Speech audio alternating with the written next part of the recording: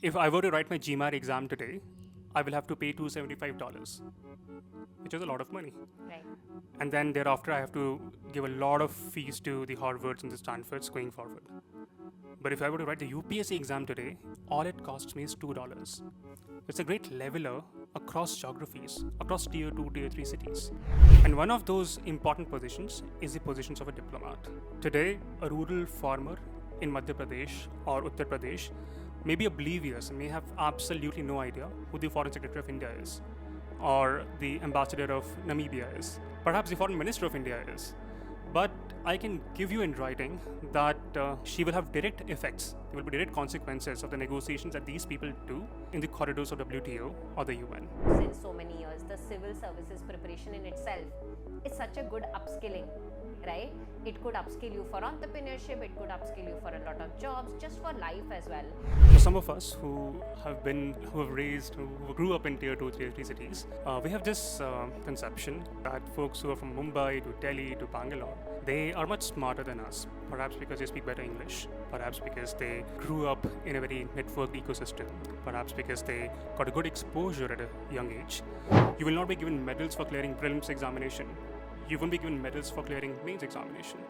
You have to score incredibly well in your mains and interview. They are always self-projecting themselves before the world projects them. Even when they're preparing for civil services or UPSC, in the back of their mind, they will always have this misconception, perhaps because they are not as smart or as geniuses as the folks from IIT or St. Stephen's, they might not be able to crack civil services. And number two, the kind of services that we are in.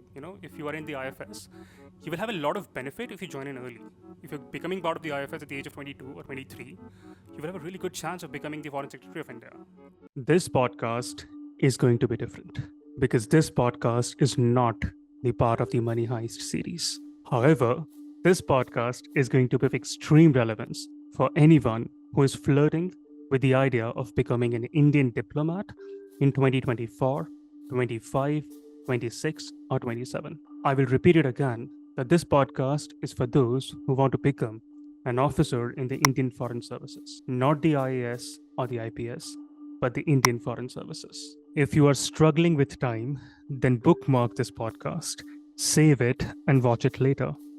But do watch it end to end if you're watching it up until here. You can double the speed and complete the pod in 15 minutes because every second of this podcast is going to be worth it. We've already spoken in detail about the life in the IFS in another podcast with my dear friend Prathit. But in this podcast, we talk about how can you become an IFS officer. You may not agree with a few points in the podcast, and that is absolutely fine. No scientific society can thrive without a debate. However, I'm of the firm opinion that for a country to succeed and grow, the most important thing is to have good, motivated people occupy important positions. Think about it. If you have motivated people in important positions, they will learn, they will make mistakes, but most importantly, they will contribute. And they will do so with extreme passion and pride. A country cannot thrive if it does not have good, ethical, motivated people in important positions. And today, one of the most important positions in India is that of an officer in the Indian Foreign Services. The Indian Foreign Services matters today because foreign policy is no longer foreign. It affects people right where they live. Today, whether you're a resident of Delhi or Durban or Dallas, whether you're from New Zealand or Namibia, it is simply not realistic to think only in terms of your own country. A woman farmer in India may not have the slightest idea who the Foreign Minister of India is, or would care about the American withdrawal from Afghanistan, but she will know when the kerosene of her kitchen stove has become unaffordable.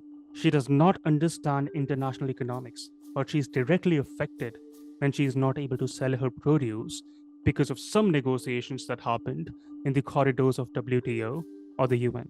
Our health, our security, our prosperity, our quality of life, and even our businesses are increasingly affected by what happens beyond our borders. That means we cannot simply be indifferent about our neighbors. Sadly, many youngsters who get into the Indian Foreign Services are those for whom IFS was not even the first option. They got into the IFS because they could not qualify for the IAS. IFS was down below in the list of preferences in the detailed application form. This needs to change, and this will change because now we're launching something called the Misfits.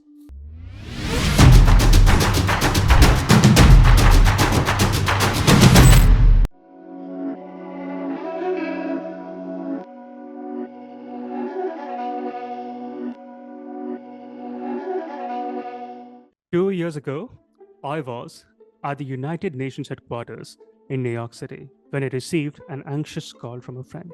Only this time, it was his sister informing me that her brother is no more. What followed next were frustrating moments of grief, disbelief, and anger. Why? Because it was only a few years ago, my friend and I had appeared for the UPSC Civil Services interviews together in Delhi, and we both could not make it to the final list. I moved on, but he could not, until he exhausted all his attempts. I could not believe why someone as bright as him would even succumb to the pressure of not clearing an exam. And more so, how can anyone give so much importance to an exam? But the mind plays tricks. It plays tricks when you are all alone and in an ecosystem that gives so much importance to one singular outcome in life. It plays tricks when you give power to society to comment on your capabilities. It plays tricks when you think that there is no way out of this exam cycle. But the fact of the matter is that in a country like India, 99% will fail exams, especially when one such exam is the UPSC Civil Services. After the news, I was clear in my head that I will not let a single person ruin their 20s because of this exam. It goes without saying that clearing the UPSC exam has changed many lives. But at the same time, millions have ruined their 20s, stuck in the endless loop of appearing and reappearing for the UPSC Civil Services and living the rest of their lives as losers of some kind. They approach the exam with high hopes, but if for some reason they end up failing in civil services, they should all have the opportunities to bounce back in life. Misfits.Bet is going to be that opportunity for you. Misfits is for those who are confused and struggling to find right guidance in the quagmire of irrelevant coaching institutes that are sadly run by motivational speakers and entertainers and not by the teachers. Misfits is going to be for India's next 100 diplomats who will promise me that they will appear for this exam just once. And they will do so with all their might, all the right guidance and support system. And if for some reason they do not make it to the final list, they will pivot. We live in a world that is inundated with a lot of information. And sadly, most of that information is irrelevant. Misfits will provide you clarity in your 20s. Because in a world filled with irrelevant information, clarity is indeed a superpower. Hi Naman, how are you doing? I'm doing very well, Shatakshi. Thank you so much. How are you? I am doing really well myself. It's always very exciting to have a podcast with you and have a lot of free-flowing conversations with you. So today we are going to be talking about a new initiative of yours which you are really very passionate about. I am going to be probing a lot of questions that I believe our audience might have from you. So I hope you're excited and ready for that. Little nervous, but yeah, go on. Sure. So let's start from the start, Naman. What is this initiative about and why are you doing this? Okay, so this first and foremost, this initiative is called Misfits. Very interesting name. So I was born and brought up in a tier 3 city called Gwalior in Madhya Pradesh. It's tier 2 now, but when I was growing up, it was a tier 3 city. And for some of us who grew up in tier 2, tier 3 cities, we have this conception that folks who are from Mumbai to Delhi to Bangalore, they are much smarter than us. Perhaps because they speak better English, perhaps because they grew up in a very networked ecosystem, perhaps because they got a good exposure at a young age.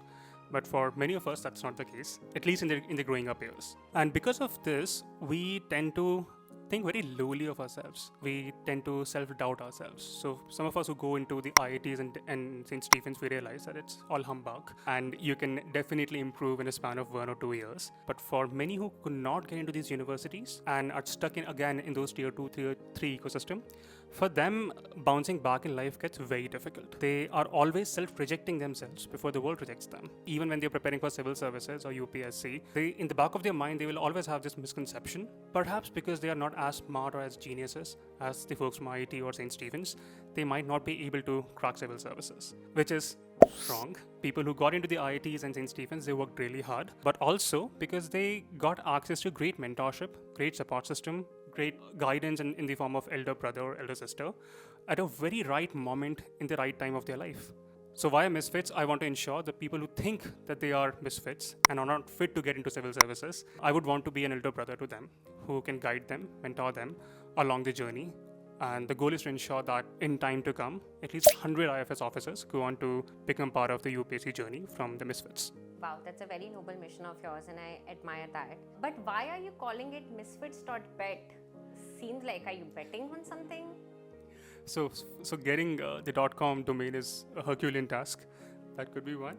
But in true honesty, I think it's very easy to place a bet on winning horses. Why this initiative? I want to place bets on the dark horses. The world thinks that they are losers. The world thinks the world does not believe in them. I want to ensure that with scientific knowledge, with proven methodologies, you can be part of incredible communities, be part of incredible ecosystems, and can crack any exam in the world if you have the right guidance at the right age, and as long as you're willing to work hard. So that's why I'm calling it Misfits.Bet, not Misfits.com, because I want to emphasize on the betting aspect of betting in the dark horses, not the winning horses. That's very interesting perspective. Thank you so much, Naman, for sharing that. My next question is about what is unique about you. Let's be really frank and let's be really candid. The civil services, IAS, IFS, IPS preparatory examination market is pretty big. There are a lot of big giants in this market, in the so-called edtech space. There are big giants in the offline infrastructure space. Why should someone join you? What is going to be different about you, Naman? Okay, so I'm already minimizing the market for myself. I'm consciously doing this only for the IFS. So folks who are interested in pursuing a career in the Indian Foreign Services, they should be part of Misfits. We can talk about the reasons why I'm doing that at a later stage. But in terms of the unique value proposition, I would tend to think of in three ways. Number one would be the methodology that will be employed in training these youngsters. We're all aware, we're all cognizant of the fact, to get into the IFS, you need to be in the top 100 ranks of the civil services. And for that to happen, you need to have certain points that others may not cover. And one of the points that I will cover, and we will be covering, would be bringing in my business knowledge into the world of UPSC preparation. So from Ainsworth matrix to Little's law to perceptual mapping, all these techniques will be employed in ensuring that you learn history better, polity better, or geography better. And if you can leverage these techniques in the mains answers, I can guarantee that you'll be scoring at least 2 marks extra than your counterparts that others may not be aware of. That's one aspect that would be of methodology or bringing my business learning to the world of UPSC Civil Services preparation. The second aspect is again boiling down to the methodology of Harvard case style study approach, which I'll be again bringing in to the UPSC preparation mode. And the reason is simple, because in UPSC, retention is superpower. You need to retain a lot of information. You can play the role of protagonist in history or in geography and take decisions accordingly. So in every class, in the Misfits ecosystem, we will be bringing that Harvard case style approach and discussing methodologies in such a way that retention becomes a no-brainer for you. So you can easily bring forth those points in your prelims or mains or interviews. And third and the most important point is about the integrated approach of preparation. So in Misfits, there's going to be absolutely no nonsense of the capsule courses or prelims 360 or mains 360. It is an integrated course. Because if you want to clear this exam, you need to clear the exam in its entirety. You will not be given medals for clearing prelims examination. You won't be given medals for clearing mains examination. You have to score incredibly well in your mains and interview to get a rank within the top 100. That's for the IFS. And you need to qualify for the prelims examination. So this integrated approach we will of course have those moments where we'll be focusing a lot on prelims, a lot on mains or interviews, but you cannot prepare for mains or interviews in those 3 months gap. It has to go along the journey. And if anyone is saying that you can prepare for interviews in 3 months, that's bull crap. Because the moment you're born, the preparation for interview starts then. Your entire ecosystem keeps track of you. But at least in Misfits, you will have 1 year to prepare for the interview, because in every class, we will have that component of communication and component of how you can analogically think and structurally convey your thoughts. We will have the component of performing really well in the mains examination, because that will decide your rank. And we will of course have the component of retention that will allow you to perform incredibly well in your prelims examination. Got it. That's very beautiful articulation, Naman. Thank you so much for a 3-point structure. I still believe you're underplaying yourself in the sense that you've worked in United Nations, You have also been a policy advisor to Eastern European governments as well. So because you are preparing the young professionals of India for the next 100 IFS, your experiences therein will come in very handy, valued deep. I'm someone who is a very big advocate of not inviting doctorates or PhD for preparing young professionals. And practitioners rather for preparing them. And I know that's still an examination, right? And I have a lot of conundrum or a lot of challenges with the examination culture in India. But of all the conversations that you and I have had since so many years, the civil services preparation in itself is such a good upskilling, right? It could upskill you for entrepreneurship, it could upskill you for a lot of jobs, just for life as well. So I'm really glad that you are picking this up for the people, and they will get to learn from a practitioner like you. And please let me know if I can be of any help bringing in that practitioner perspective. And we both have the network of GGI as well. Perhaps at some point of time we could chime in the GGI network with your initiative on Misfits as well. Which brings me towards my follow-up question, Naman. Why just IFS? That's a good question. And by the way, I did work with the government of India as well in the petroleum ministry. Yes. And I had a wonderful time before I delved into depth of advising governments in the foreign affairs. I am of the firm opinion that it is extremely important that good people occupy important positions in India. If that can happen, a country will transform. And one of those important positions is the positions of a diplomat. Today, a rural farmer in Madhya Pradesh or Uttar Pradesh may be oblivious and may have absolutely no idea who the Foreign Secretary of India is, or the Ambassador of Namibia is, perhaps the Foreign Minister of India is.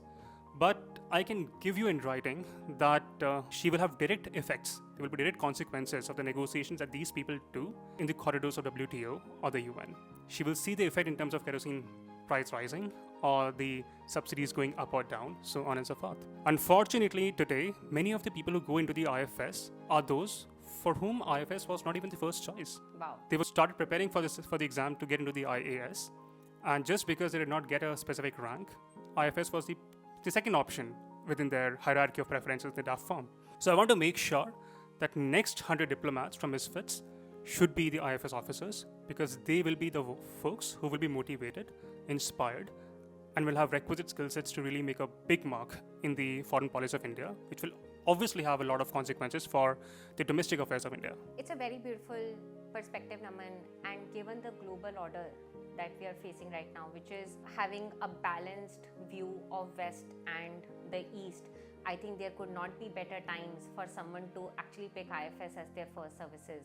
And you and I were talking about the kind of branch allocation that happens in India. So for example, if you do not get a better rank, you do not get computer science, right? Even though you might be a computer science genius.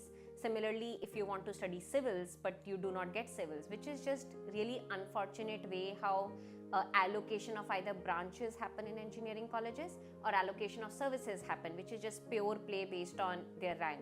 I'm really glad that you're picking up something which is kind of playing as an underdog, as a service in itself.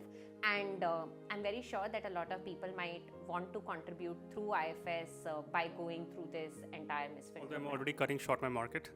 And honestly, I don't care about the market space. Sure. I want to focus on the minimum number of people and want to ensure that they get that rank so that they can be part of the diplomacy. Sure. I like that answer. Naman, let's move towards the next question, which is that who is this Misfits program for? Like you said, a lot of people prepare for it. You are already trying to solve this for people who are preparing for IFS. Is there still more specified version of who is this program for? If someone is hearing us, is preparing for IFS, let's be also candid, perhaps they're already going through some coaching center or coaching class method, right, which is the conventional, traditional method. Who should sign up for it or consider it? Absolutely. But before I forget, I am on a sabbatical currently from my work in the foreign policy. Sure. So I'm doing this just for 1 year. And so therefore, if you're excited to be part of this ecosystem this year, it's for you. Ideally, the people who will benefit the most will be folks who will be attempting this exam. So I'll structure this into 3 segments. Folks at a very macro level who are planning to take this exam in 2024, 25, 26, and 27. Not for folks who are appearing in 23. You may not benefit a lot from this. But if you are pondering, if you're in your college or job And if you are aiming to appear for this exam in 24, 25, 26, 27, this can be a game changer for you. That's number one. Second would be those who are already in professional ecosystem. They are working, they're doing a job, and they can, for some reason, cannot quit their job. For people like them, the most important thing becomes efficiency, which is output divided by input. Correct. The entire goal of Misfits would be to maximize on outputs, minimize on inputs. So if you do not have a lot of time, but if you can watch the lectures, even in recorded format, at least 2 times before your main exam or prelims examination, you will, in all likelihood, sail through. I cannot give you a guarantee or writing. I think no one can and no one should. But you will have a really good chance of getting into the services. Third would be folks who are currently in college. Again, with youngsters in college, the problem is managing time. And efficiency is going to be my forte, because that's why I'll be bringing my experiences of consulting into the world of UPSC. So if you are currently in first year or second year or fourth year, now will be the best time to delve deeper for 2 reasons. Number one, make plan A your plan A. Clear this exam in one go. If you can't clear this in one go, pivot. There's no point of making it a 5-year plan. And number two, the kind of services that we are in. If you are in the IFS, you will have a lot of benefit if you join in early. If you're becoming part of the IFS at the age of 22 or 23, you will have a really good chance of becoming the Foreign Secretary of India, or the ambassadors of various other diplomatic positions of important missions. If you're in your first year or second year, this could be a best bet for you, and I look forward to being a part of that journey for you. Sure, that's very helpful answer, and I know that you very briefly touched upon recorded and live, and that's going to be a separate question that I would want your view on. You very slightly hinted upon your view on UPSC Plan A and not spending years there, and I think I want to now ask this question head on with you, Naman. We both run Global Governance Initiative, where Impact Fellowship is a plan B for people who are stuck in the civil services route, right? And I've seen your write-ups. I know your opinion that you stand for not wasting your youth in just preparing for civil services again and again. Now you're starting Misfits to prepare people for IFS, right? To me, at a surface level, it seems like two contradictory opinions.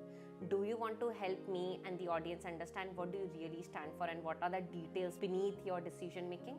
Of course, I think I've said this out loud multiple times, that there is no exam in the world like the UPSC Civil Services. Because at a young age, it gives you a lot of ability, a lot of opportunities to bring forth large-scale changes in India. We don't have this exam in many parts of the world, but in India, we have this exam. And because of various reasons, youngsters are appearing for this exam. Unfortunately, there are youngsters who make this a 5-year plan or a multi-year plan. And they waste their life, they waste their youth in appearing, reappearing, and revising the same concepts. I'm vehemently opposed to that ideology. If you want to take this exam, appear for this exam in one go. But if for some reason you're not clearing the exam, pivot as soon as possible. And for that to happen, you need to have a lot of clarity in terms of where you want to work. And talking more about why I think UPSC preparation makes a lot of sense is because it's an asymmetric bet in life. If I were to write my GMAT exam today, I will have to pay $275, which is a lot of money. Right. And then thereafter, I have to give a lot of fees to the Harvards and the Stanfords going forward. But if I were to write the UPSC exam today, all it costs me is $2. It's a great leveler across geographies, across tier 2, tier 3 cities. And I don't think any exam in the world will give you so much opportunity to rise up in the hierarchy. And therefore, for all the right reasons or all the wrong reasons, many people are motivated to appear for this exam because of their parents, because of their peers, because of the impact that they can make in the world. So for all of you who are taking this asymmetric bet, take the bet, but make sure it's the only bet for a year. Don't overextend it. And this is perhaps the reason we'll discuss why the structure and the syllabus of Misfits makes a lot of sense. And we can talk about it in some time. Sure, that really makes sense, Naman. And I really like that. So 2 reactions to that. First and foremost, I really appreciate that you yourself understand that civil services examination is an asymmetric bet because your chances of selection are literally less than 1%, right?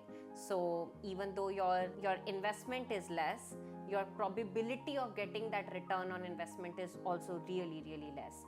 And point number 2, we both run... The ROI is high, by the way. Yeah, but the probability really of getting that ROI is really, really less, right? And I agree. That's why it's asymmetric bet, because the ROI is really, really high.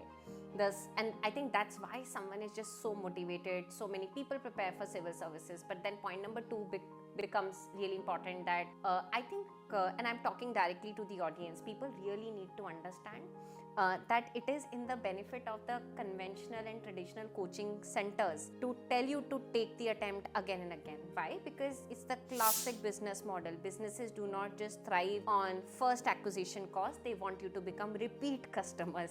That is where their ROI comes from. So if you go to a coaching center and the head of the coaching center or some wala tells you that you have to continue to prepare for civil services, then it is in a lot of their benefit, because they are trying to make you a repeat user. That is where their money comes from. And I really admire, Naman, what you're trying to do, which is the honest reality.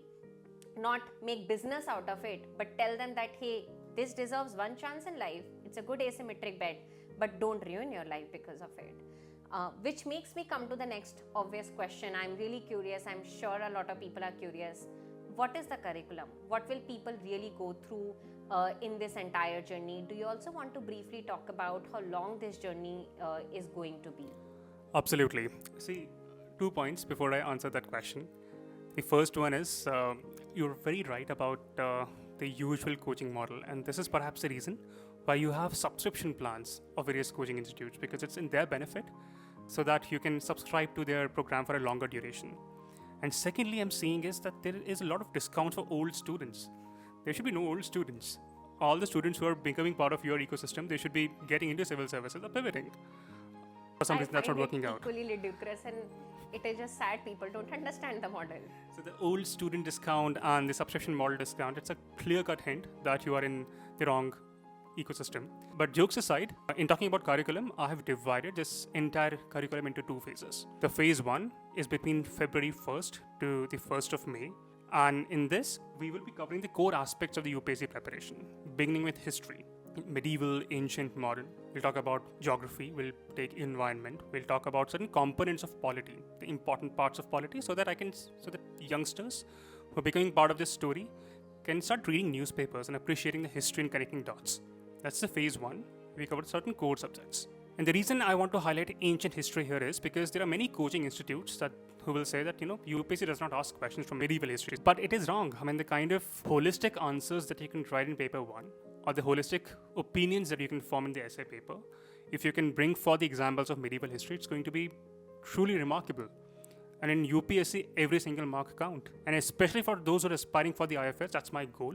You need to be amongst the top 100%. You don't have to clear the exam. You have to be in the top 100 folks of the UPSC journey. And for you, it becomes incredibly important that you don't leave those core subjects. Phase 1 covers those aspects. Phase 2 is between 1st June to 1st September. And here we cover other remaining aspects of the civil services journey. So we'll have the component of economics, remaining portion of polity. We will cover security issues, international affairs, so on and so forth, science and technology. And then phase 3 will be entire continuum. These will be recorded segments, a few recorded segments. Other than phase 1 is entirely live, phase 2 is entirely live. Got it. That's very interesting. And Naman, once again, I think you are underplaying yourself a lot as someone who knows your journey. If I'm not wrong, you had one of the highest marks at a national level in your optional. In my IR. optional, yeah. Yes, IR, right? IR, right? It's political science and international relations. Perfect. So I genuinely believe it's going to be such a big bonus for someone to study from an instructor like you directly, who has the experience of going through this journey and the experience of real world, how businesses take place, how public policies are solved at a national, at an international level. Which makes me bring to my almost second last question, which is about live versus recorded. It's a common question. Anyone should be curious about it. So is Misfits going to be live, or is it going to be recorded? It is going to be live, and we will record the lectures so that youngsters can go through these lectures if and when they have the exam scheduled. We will also ensure that they have lifetime access to recordings. There is no subscription nonsense. There is no old student discount nonsense. I want to ensure that, so for example, if someone is thinking and pondering of appearing for civil service in the first year of college, they should attend live, save recordings, and whenever the exam is closed, go through the recordings. In the meantime, connect the dots, read the newspaper, talk to people, form opinions, look at past papers. So both the components will be there, live, and then we will record and make sure that these recordings are made available to you for eternity. Got it. So if I understand this correctly, the first cohort will go through you, the live and in the recorded It will be just one cohort because it's a sabbatical for me. Sure, got it. Which almost brings me towards the last question, Naman, probably drum roll for the audience. How much is it going to be, what is going to be the cost to them to go through this Misfits program for civil services IFS preparation? Okay, I'm so glad you're calling it IFS preparation now. See, so when thinking about pricing, we can think of it in two ways. First is value-based pricing, and second is cost-based pricing. Value-based pricing is how much value are you going to get from the instructor? What's the background of the instructor? What have they gone through? So while deciding on the pricing, I benchmarked some of the good institutes. And unfortunately, those institutes are run by motivational speakers, not by professionals who have been part of various journeys. And the pricing is exorbitant. Do you want to The put value, the numbers? so it's approximately 1.5 lakhs for every good coaching institute, termed as good coaching institute. So I can not go for value-based pricing because the value will be approximately 5 lakh to 6 lakh per person. And I'm cognizant of the fact that the people from tier 2, tier 3 cities will not be able to afford it. Even though there's going to be an enormous amount of benefit from the preparation, but convincing parents is hard, especially when you're not earning money. So we will be going through the cost-based pricing to an extent that covers our basic costs. It is going to be a social impact venture. I want to be very clear with the ethos and credos. So it will be made affordable to those who are thinking of enrolling. We will also have the component of scholarships if for some reason you're not able to attend, or make sure that you afford the program. So the pricing should be out. Click on the link and you should be able to browse through the website and get through the pricing details and enroll in the program. But please note, the selection process is not going to be that. It's going to be first come, first serve basis. And it's going to be just for the 100 people because I want to ensure that there's going to be personal learning aspect to those who are enrolling for the live cohort. All right, that's it from my side, Naman. Those were my curiosities about Misfits. If you have any further questions that I missed out to ask Naman, feel free to put it in the comment section. Perhaps we could make a sequel to it. Shall we both have time? Naman, over to you if you want to have any last words for our audience who is preparing for IFS and civil services. I think my last word would be don't underplay yourself. You all have a lot of strengths. Do not self-reject yourself before even the world considers you. If you have the right mentorship, right guidance, right support system, you can be remarkable as long as you're willing to work hard and trust the person, trust the process. So all the very best. Regardless of your Misfits journey, I hope you all become fit to lead the world and thrive in this world. Good luck. Perfect. Thank you so much, Naman, for your time.